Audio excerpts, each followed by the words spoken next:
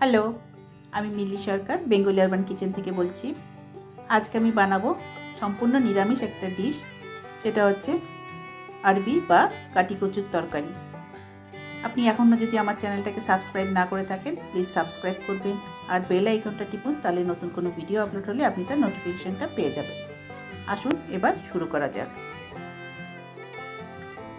এখানে আমি 300 গ্রাম কচু নিয়েছি, সেটা আমি আজকে রান্না করব। প্রথমে কচুগুলোকে নিয়ে নিচ্ছি, তারপরে এইভাবে করে কচুর খোসাগুলো ছাড়িয়ে নিচ্ছি। কচুর খোসা ছাড়ানোর সময় আপনি একটু খেয়াল করে দেখে নেবেন, কচুটা যদি সাদা থাকে তাহলে বুঝতে পারবেন কচুটা ঠিক আছে, আর কচু যদি সামান্য হলুদ মনে হয় তাহলে বুঝবেন কচুটা খারাপ হয়ে গেছে, সেটা রান্না করা যাবে না, আর রান্না করলেও সেটা সেদ্ধ হবে না, ফেলে দিতে হবে। এইভাবে কচুগুলো দেখে একটু কেটে নেবেন। এইভাবে আমি 300 কচু সব পুরোটাই কেটে নিচ্ছি প্রথমে।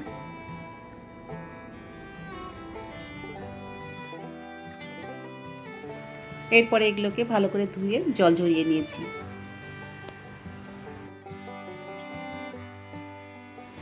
কচুগুলোকে সেদ্ধ করার জন্য কড়াই বসিয়ে দিয়েছি। কড়াইতে দিয়ে দিচ্ছি 2 কাপ মতো জল। এরপরে আমি এর মধ্যে দিয়ে দিচ্ছি আধা চামচ নুন। জলটা সামান্য গরম হয়ে গেলে আগের থেকেই যে কেটে রেখেছিলাম কচুগুলো, সেগুলো দিয়ে দিলাম। কাটি কচুগুলো দেওয়ার পর এগুলোকে ঢাকা দিয়ে দিচ্ছি। মিনিট 10 জন্য কচুগুলোকে সেদ্ধ হতে দেব, আর মাঝে মাঝে ঢাকা খুলে এগুলোকে নেড়ে দেব। এটা রান্না করার জন্য আঁচটা কম করে রেখেছি। 10 মিনিট পর এটাকে নামিয়ে এটার থেকে জলগুলো ঝরিয়ে নেব। এরপর আবার কড়াই বসিয়ে দিয়েছি। কড়াই গরম হয়ে গেলে এবার আমি দিয়ে দিচ্ছি সর্ষের তেল। আজকের এই রান্নাটা সর্ষের তেলেই করব। আপনি চাইলে এটা সাদা তেলেও করতে পারেন। তেল দিয়ে দিয়েছি। তেলটা গরম হয়ে গেলে এবার আমি দিয়ে দিচ্ছি ফোড়নের জন্য তেজপাতা আর সামান্য একটু জিরে।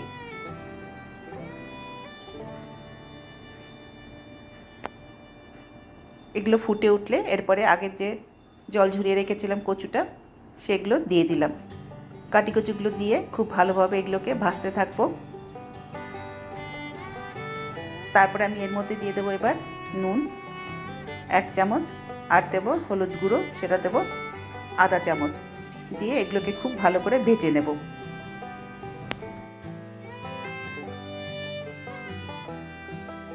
মিনিট 3-4 কচুগুলোকে ভেজে নেব। তারপরে আমি এর মধ্যে দিতে থাকবো বাকি মশলাগুলো। এর মধ্যে প্রথমে দিচ্ছি 1 চামচ আদা বাটা, তারপরে দিচ্ছি এখানে 1 চামচ লঙ্কা গুঁড়ো আমি দিয়েছি, আপনি লঙ্কাটা নিজের স্বাদ অনুসারে দিয়ে নেবেন। তারপরে দিচ্ছি 1 চামচ ধনের গুঁড়ো, তারপরে দিচ্ছি 1 চামচ জিরের গুঁড়ো।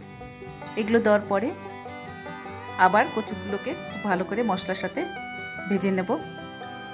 আরও মিনিট 3 এগুলোকে খুব ভালো করে ভাজবো। তারপরে আমি এর মধ্যে দিয়ে দেবো জল। এখানে আমি 1 কাপ জল দিয়েছি, সেটা দিয়ে দিলাম। তারপরে সামান্য একটু নেড়ে এটাকে ঢাকা দিয়ে দেব।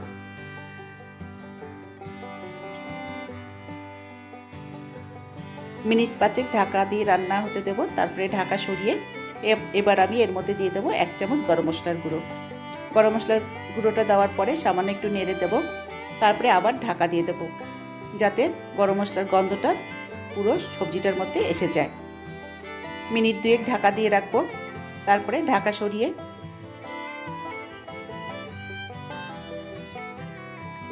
নেড়ে দিচ্ছি, আর এইভাবেই তৈরি হয়ে যাবে আজকের বানানোর রেসিপি গাটি কচুর তরকারি। এইভাবেই গাটি কচুর তরকারি আপনি যে কোনো দিন যে কোনো সময় রান্না করে খেতে পারেন, অথবা যেদিন আপনার নিরামিষ খাবার থাকে সেদিন এটাকে রান্না করে টেস্ট করতে পারেন। এটা ভাত, রুটি, লুচি, পরোটার সঙ্গে খেতে ভালোই লাগে। আজকে আমার বানানো এই ভিডিওটা যদি আপনার পছন্দ হয়ে থাকে তাহলে অবশ্যই লাইক করবেন, শেয়ার করবেন, আর আমার চ্যানেলটাকে সাবস্ক্রাইব করবেন। আবার দেখা হবে নেক্সট ভিডিওতে অন্য কোনো রেসিপি নিয়ে। ভালো থাকবেন। Thank you.